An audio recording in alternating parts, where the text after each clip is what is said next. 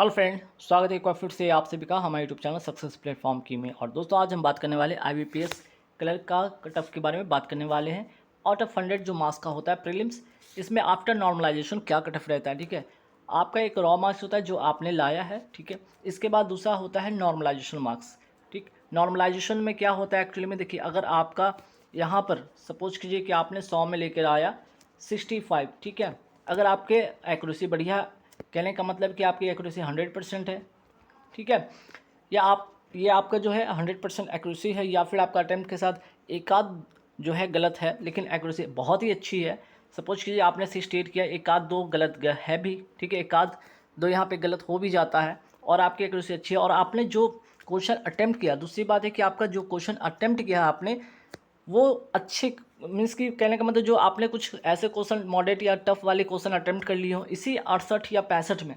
बाकी दूसरे लोग हो सकता है कि इजी वाले क्वेश्चन अटेम्प्ट करके 65 या 68 लाए हों और आपने उसी क्वेश्चन में कुछ क्वेश्चन जो टफ था, जो मॉडरेट था, जिन्होंने छोड़ा और आपने किया, वहाँ से आपकी नॉर्मलाइजेशन में काफ़ी इफेक्ट पड़ता है। नॉर्मलाइजेशन जिन्होंने टफ क्वेश्चन को अटेम्प्ट किया है 65 में, जिन्होंने ईजी क्वेश्चन किया है 65, तो वहाँ पे नॉर्मलाइजेशन में अगर हो सकता है कि जो ईजी किए होंगे बंदे, ठीक है, ईजी किए होंगे, उनका हो सकता है कि 3 से 4 मार्क्स तक बढ़ सकता है। लेकिन जिनका मॉडरेट टू टफ अगर कोई क्वेश्चन अटेम्प्ट कर लेते हैं, ठीक है, इसी 65 में, तो उनका हो सकता है कि आपका 6 या 7 या 8 मार्क्स तक आपका मार्क्स बढ़ सकता है। तो कुल मिलाकर नॉर्मलाइजेशन में आपको 1 से लेकर 10 मार्क्स के बीच में कोई भी मार्क्स मिल सकता है, ये बात ध्यान रखिएगा।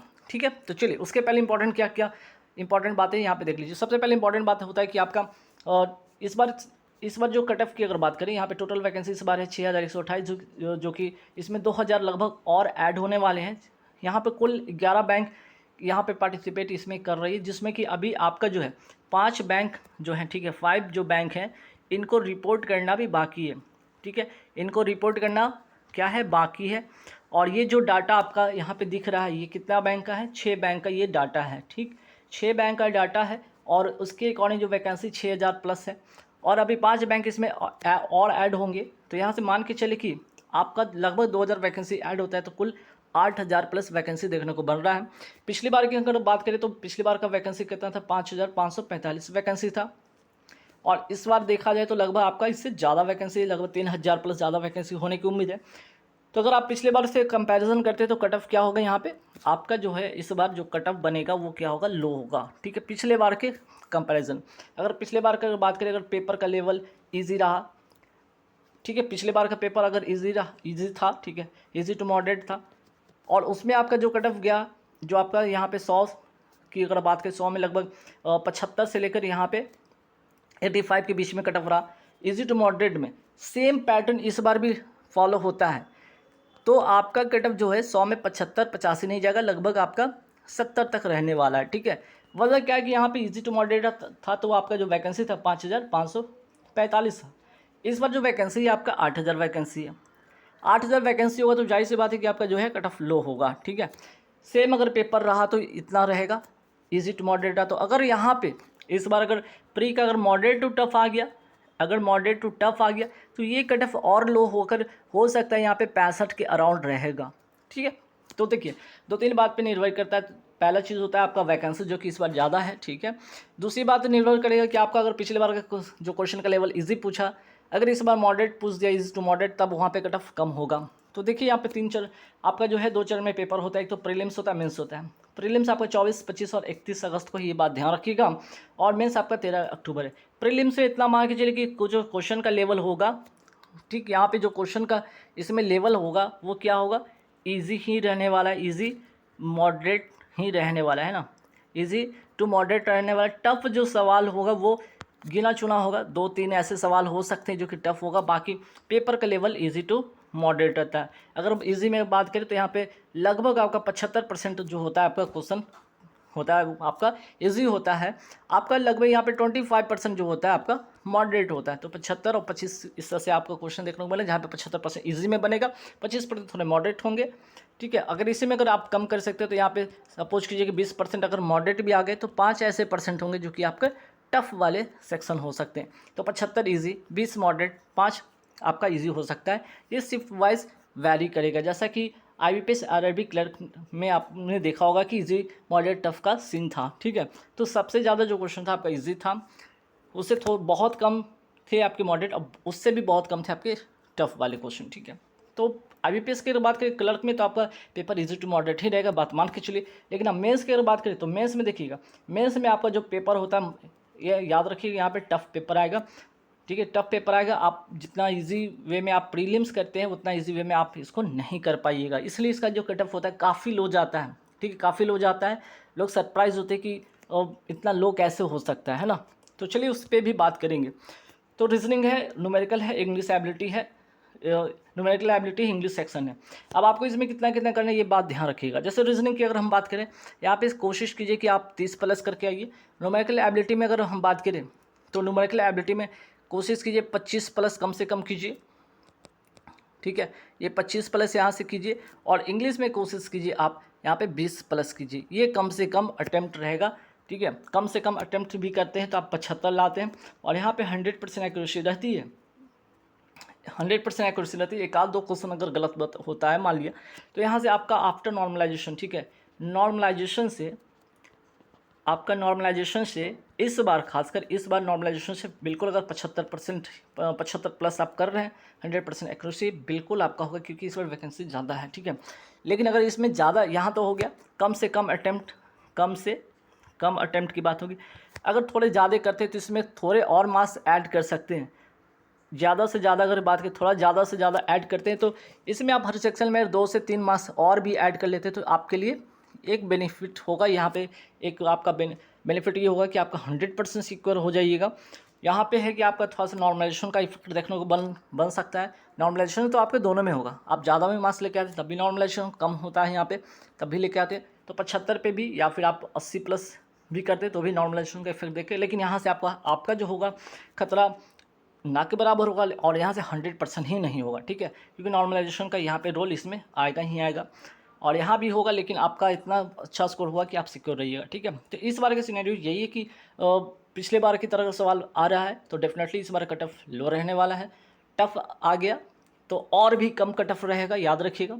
तो इजी तो रहेगा, ये बात मान के चलिए, इजी तो रहना ही रहना। अगर मॉडरेट का, अगर टफ का अगर आप यहाँ पे देखते हो कॉम्बिनेशन, तो बिल्कुल उससे भी कट ऑफ कम रहेगा, ठीक है। तो चलिए, यहाँ पे एक इंपॉर्टेंट बात भी होता है कि sectional cut off. Sectional cut off में एक बात नोटिस कीजिएगा, सेक्शनल कट ऑफ में रीजनिंग होता है, न्यूमेरिकल एबिलिटी होता है, इसका जो मार्क्स होता है कम से कम 15 इंग्लिश रीजनिंग में लाना होता है, न्यूमेरिकल एबिलिटी में कम से कम 12, और इंग्लिश में कम से कम 7 लाना होता है। सपोज कीजिए यहाँ पे रीजनिंग में आपका जो होता है 35 मार्क्स है, तो आपको कम से कम 15 लेकर आना है। न्यूमेरिकल एबिलिटी जो होता है आपका 35 क्वेश्चन होता है, जिसमें कि आपको कट ऑफ जो क्लियर होता है सेक्शनल कट ऑफ, ये 12 कम से कम लाना होता है। और जो आपका इंग्लिश होता है वो 30 में कम से कम 7 लाना होता है, ठीक है। जनरल OBC WS वाले कैटेगरी, उससे SC ST वाले के लिए और भी कट ऑफ कम हो जाता है, ये सेक्शनल कट ऑफ, ठीक है। तो यहाँ पे ये इंपॉर्टेंट इसलिए रोल प्ले होता है कि यहाँ पे देखिए, अगर यहाँ पे आप सेक्शनल कट ऑफ आप पूरा क्लियर करने का क्या रीज़न होता है। सपोज कीजिए आपने रीजनिंग में, यहाँ पे रीजनिंग में जो आपका 35 क्वेश्चन आ रहा है, और आपने 35 में अगर सपोज कीजिए आपने लिया 33 नंबर, न्यूमेरिकल एबिलिटी आपका 35 क्वेश्चन में आपने लिया है जाकर 32 नंबर, तो ये कितने हो जाते हैं 65, ठीक है। और इंग्लिश में आपने लिया आया 6 मार्क्स, मात्र 6 मार्क्स, तो ये कितना हो गया आपका 71। अब आप सपोज कीजिए 71 आपका आ गया, और नॉर्मलाइजेशन में आपका मार्क्स अगर बढ़कर, सपोज कीजिए कि नॉर्मलाइजेशन में आपका 75 हो सकता था, यहाँ पे 77 हो सकता था, कब हो सकता था, हालांकि ये 71 काफ़ी अच्छा मार्क्स था। अगर सपोज कीजिए किसी, इतना छोड़िए, ये तो नॉर्मलाइजेशन हटा भी दीजिए आप, सपोज कीजिए यहाँ पे 71 है, और आपका कोई भी स्टेट में आपका 71 कट ऑफ गया, आपका कट ऑफ जो गया वो कितना गया 71 गया, तो 71 गया, तो आप क्या होगा यहाँ से फेल हो जाएंगे। क्यों? क्योंकि आपने जो है सेक्शनल कट ऑफ जो 6 मार्क्स लाए, जबकि लाना था 7 मार्क्स, आपने नहीं लाया। आपका कट ऑफ तो ठीक है क्लियर है यहाँ पे, लेकिन आपका 1 मार्क्स की वजह से आपका प्री क्लियर नहीं हो पाएगा। जैसे सेक्शनल कट ऑफ भी इंपॉर्टेंट होता है, खासकर IBPS क्लर्क की बात करें तो। अब यहाँ पे देख लीजिए प्रीवियस ईयर का कुछ कट ऑफ है, यहाँ पे नोट कर लीजिएगा। जैसे कि general category OBC WS SC ST, ठीक है, तो बिहार में देखिए 78 गया था, 79.25 जनरल कैटेगरी का 85.50 आउट ऑफ 100 में, ठीक है। और ये रॉ मार्क्स है, ये रॉ मार्क्स नहीं है, याद रखिएगा, ये रॉ मार्क्स नहीं है, नॉर्मलाइजेशन मार्क्स है। फिर से मैं बता दूँ, नॉर्मलाइजेशन ये मार्क्स है, ठीक है, नॉर्मलाइजेशन ये मार्क्स है, ठीक।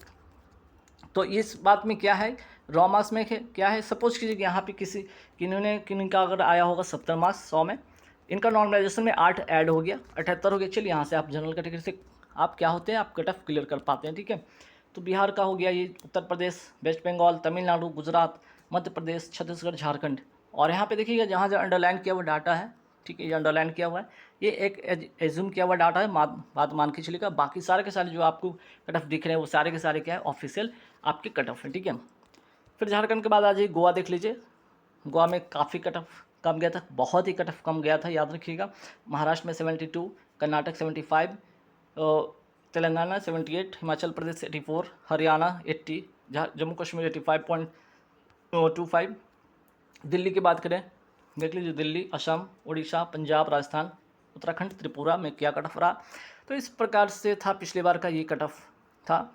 और इस बार का कट ऑफ जो होगा, तो ये कट ऑफ आपका क्या था, आपका ये कट ऑफ आपका वैकेंसी 5545 पर था, ठीक है, 5545 वैकेंसी पर ये कट ऑफ था, ठीक है। इस बार की जो कट ऑफ बनेगा वो क्या बनेगा, देख लीजिएगा यहाँ पे, आउट ऑफ 100 आफ्टर नॉर्मलाइजेशन। और यहाँ पे इम्पॉर्टेंट क्या बात है ये भी ध्यान रखिएगा, जैसे देखिए यहाँ पे जो होगा आउट ऑफ 100 होगा, प्रीलिम्स जो होगा 100 मार्क्स का होगा, जिसमें कि आपको यहाँ पे इस बार 8000 प्लस वैकेंसीज में आपका कट ऑफ देखने को बनने वाला है, ठीक है। तो पहले चीज़ नोट कीजिए कहाँ का सबसे ज़्यादा वैकेंसी, जैसे यूपी में आपका कट ऑफ कम लो होगा, ठीक है, यूपी में 1246 है, जहाँ पे अभी कट ऑफ अभी वैकेंसी और ऐड होगी।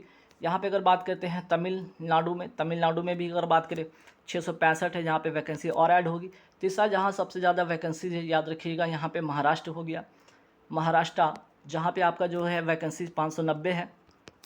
फिर आपका चौथा आपका कर्नाटक हो गया, कर्नाटका हो गया, ठीक है, कर्नाटक में भी आपका वैकेंसी 457 है। पंजाब की बात करें, पंजाब भी आपका कट ऑफ यहाँ पे लो रहने वाला है इस बार, क्योंकि वैकेंसी यहाँ पे 404 है। फिर बात करते हैं मध्य प्रदेश की, अगर बात करें मध्य प्रदेश में भी वैकेंसी अच्छी है, 384 है। वेस्ट बंगाल में भी आपकी वैकेंसी आपका 331 है। तो देखिए यहाँ पे जो मैंने 5-6 स्टेट मैंने बताया, यहाँ पे कट ऑफ काफ़ी कम रहेगा पिछले बार से भी, क्योंकि इस बार वैकेंसी यहाँ पे ज़्यादा है। और अभी भी सभी में आपको वैकेंसी ऐड और होने वाली है, क्योंकि 5 बैंक जो भी मैंने बताया था कि रिपोर्ट अभी नहीं किया, जैसे बैंक ऑफ बड़ौदा हो गया, बैंक ऑफ महाराष्ट्र हो गया, इंडिया बैंक हो गया, यूको बैंक हो गया, यूनियन बैंक ऑफ इंडिया हो गया। इस अभी 5 ऐसे बैंक हैं जिन्होंने अपनी वैकेंसीज को रिपोर्ट नहीं किया, ठीक है। तो ये बात ध्यान रखिएगा। तो देखिए इस बार का जो कट ऑफ बनेगा कुछ इस प्रकार बनेगा, आप यहाँ पे स्क्रीनशॉट ले सकते हैं। जहाँ पे सबसे ज़्यादा वैकेंसी आप देख सकते हैं उत्तर प्रदेश में है, जैसे यहाँ पे तमिलनाडु में है, आपका कर्नाटक में देख सकते हैं, ठीक है। बाकी गुजरात में ठीक ठाक वैकेंसी है, ठीक, आपका बिहार में भी ठीक ठाक वैकेंसी है। तो यहाँ पे इस प्रकार देख सकते हैं कट ऑफ इस बार ये बनने वाला, general OBC EWS SC ST की वैकेंसी इस प्रकार होने वाली है, कट ऑफ इस प्रकार रहेगा। तो आपका अटैम्प्ट मैंने बताया कि कितना रहने वाला है। अगर आप यहाँ पे अगर आप जनरल कैटेगरी से हैं, जनरल कैटेगरी से तो आप 75 से लेकर 80 के बीच में, ठीक है, आप कट ऑफ रखिए। ओबीसी हैं, ईडब्ल्यूएस हैं, ठीक है, तो ये आप कट ऑफ आप 70 से 75 मान के चले। एससी वाले हैं तो आप यहाँ पे 65 से 70 रख सकते हैं, और एसटी वाले हैं तो 60 से आप 65। ये आपका अटैम्प्ट होगा विथ 100% एक्यूरेसी, सेफ स्कोर भी होगा। 100% एक्यूरेसी के साथ इतना अटैम्प्ट करते हैं, आपकी एक्यूरेसी अच्छी होती है, अटैम्प्ट इतना रहता है, डेफिनेटली इस बार सिलेक्शन होगा प्री में। देख लीजिए सारे स्टेट का यहाँ पे जो है बात करते हैं, कर्नाटक, तेलंगाना, राजस्थान, पंजाब, उड़ीसा, महाराष्ट्र, मध्य प्रदेश, हरियाणा, हिमाचल प्रदेश, जम्मू कश्मीर, असम, आंध्र प्रदेश, वेस्ट बंगाल, उत्तराखंड, ठीक है। अब इसके बाद होता है कि आपका मेंस का पेपर होगा, ठीक है। ये आपका जो होगा आपका ये तो हो गया आप, हाँ, वहाँ पे आपको 3 सब्जेक्ट होते हैं, वहाँ पे आपको 3 सब्जेक्ट होते हैं जो 100 मार्क्स के होते हैं। यहाँ पे आपका मेंस होगा, 190 क्वेश्चन होंगे और 200 मार्क्स का होगा, ठीक है। जहाँ पे रीजनिंग 50 क्वेश्चन 60 मार्क्स का, इंग्लिश 40 क्वेश्चन 40 मार्क्स का, क्वांटिटेटिव एप्टीट्यूड 50 क्वेश्चन 50 मार्क्स का, और आपका जनरल या फिनेंशियल अवेयरनेस होगा 50 क्वेश्चन 50 मार्क्स का। सभी के लिए अलग अलग टाइम निर्धारित है, जहाँ पे 160 मिनट यहाँ पे टाइम मिलने वाला है, ठीक है। अब आप सोचेंगे यहाँ पे 200 मार्क्स, या देखिए 200 मार्क्स में पिछले बार का मेंस का कट ऑफ क्या था। सपोज कीजिए यहाँ पे अगर मैं इसको जूम करता हूँ, और यहाँ पे चलिए बिहार का ही ले लेते हैं, यहाँ पे 38 है, और मैंने क्या बताया 200 में, 200 में आपका जो होता है 38 पॉइंट, ठीक है, ये आ रहा है कितना 38.63। ये क्या है आपका फाइनल है, ये फाइनल आपका मेरिट मार्क्स है, ठीक है। मेरिट मार्क्स जो कि आपका ये 200 में नहीं बनता, बल्कि ये 100 में बनता है, ये ध्यान रखिएगा। मेंस हालांकि 200 में होता है, 200 में आप यहाँ से देखेंगे तो 200 में कितना इसको मल्टीपल करते हैं तो लगभग 76 होता है। तो देखिए 200 में आप सोचेंगे कि बस 200 में 76 लाने पर आपका रिजल्ट हो जाएगा, बिल्कुल हो जाएगा, ठीक है। क्योंकि यहाँ पे देखिए, यहाँ पे जो 38.63 है, यहाँ पे कितना पे है आपका 100 पे है। यहाँ पे 200 में अगर 76 लाते हैं, इसको रिजल्ट कैसे बनाता है आपका 38.63 आपका 100 पे बनाता है, ठीक है। तो आपका जो मास बनेगा वो 80 जो होता है आपका, यहाँ पे जो आपका मेरिट बनाएगा वो आपका 200 में नहीं बल्कि 100 में काउंट होगा, ठीक है। तो अब आप सोचिए इतना कम कैसे कट ऑफ गया, 38.63 कैसे, कितना क्यों गया, या 76 ही 200 में क्यों गया? क्योंकि मेंस का जो पेपर होता है, याद रखिएगा, मेंस का पेपर हमेशा टफ रहता है, इतना आसान नहीं होता आपको कर पाना। जैसे कि यहाँ पे देख सकते हैं, जैसे कि आपका यहाँ पे रीजनिंग की, अगर यहाँ पे इंग्लिश की बात करें, इतना आसान नहीं होता है। सबसे ज़्यादा यहाँ पे इंपॉर्टेंट होता है आपका रीजनिंग का, जो कि बहुत ही टफ सवाल पूछा जाता है यहाँ पे। क्वांटिटेटिव एप्टीट्यूड में सबसे ज़्यादा यहाँ पे डीआई का सवाल ही देखने को बनता है। यहाँ पे भी जो पजल आते हैं, यहाँ पे मैक्सिमम पजल ही होते हैं। मैक्सिमम यहाँ पे क्या आपके पजल होते हैं, जो कि मॉडरेट टू टफ ही होते हैं, मीन्स कि टफ ही मान के चलिए। यहाँ पे डीआई भी आपका जो होगा टफ ही होगा, ठीक है। फिर यहाँ पे करंट अफेयर्स अगर बात करें, ये सबसे इंपॉर्टेंट रोल होता है, क्योंकि बच्चे तो इसी पे, स्टूडेंट इसी पे फोकस होते हैं, इस पर कम फोकस होते हैं ना। कम फोकस होने के कारण यहाँ पे इसमें जो होता है कट ऑफ काफ़ी कम जाता है। अगर सेक्शनल यहाँ पे कट ऑफ की बात करें तो पिछले बार इसमें सबसे कम सेक्शनल कट ऑफ गया था, मात्र 1 मार्क्स लाने पर ही आपका सेक्शनल कट ऑफ क्लियर हो रहा था। बाकी में आपका जैसे 3 नंबर था, यहाँ पे 2 नंबर था, इस तरह से आपका 5 नंबर, ऐसे करके सेक्शनल कट ऑफ होता है। यहाँ भी आपको सेक्शनल कट ऑफ को ध्यान में रखना होता है, ठीक है। चूँकि पेपर का टफ होता है तो ध्यान रखिए, यहाँ पे 2-4 मार्क्स भी लाने होते हैं, सेक्शनल कट ऑफ क्लियर करना भी मुश्किल हो सकता है, तो ध्यान रखिए इस बात को। तो चलिए, जिनका भी पेपर है आप सभी को ऑल द बेस्ट। मेरा यहाँ पे वीडियो बनाने का मकसद था कि आप लोगों को थोड़ा मोटिवेट कर सके एग्जाम को लेकर, ताकि आप पूरी सिनेरियो में ध्यान रखिए कि क्या आपको करना है और क्या नहीं करना है। बस आपका अच्छा अटेम्प्ट होना चाहिए, एक्यूरेसी पर ध्यान रखिएगा, सिलेक्शन प्री हो जाएगा। फिर बाकी मेंस पर काफ़ी मेहनत करना होगा। मेंस की भी बात करें, अगर प्री अच्छा अगर हो जाता है तो आप उसी वक्त से आप मेंस की तैयारी करिएगा, क्योंकि प्री की अगर बात करें, प्री और मेंस की अगर बात करें, इसमें गैप काफ़ी कम रहता है। 25 से लेकर 28 दिन का आपको समय मात्र मिलेगा, ठीक है। 25 से लेकर 28 दिन का मात्र गैप मिलता है अगर प्री हो का रिजल्ट आया, ठीक है। प्री रिजल्ट के बाद, याद रखिए, प्री रिजल्ट के बाद मेंस में सिर्फ 25 से 28 दिन का वक्त मिलता है, इसलिए तैयारी शुरू कर दीजिएगा। चलिए, थैंक यू वेरी मच।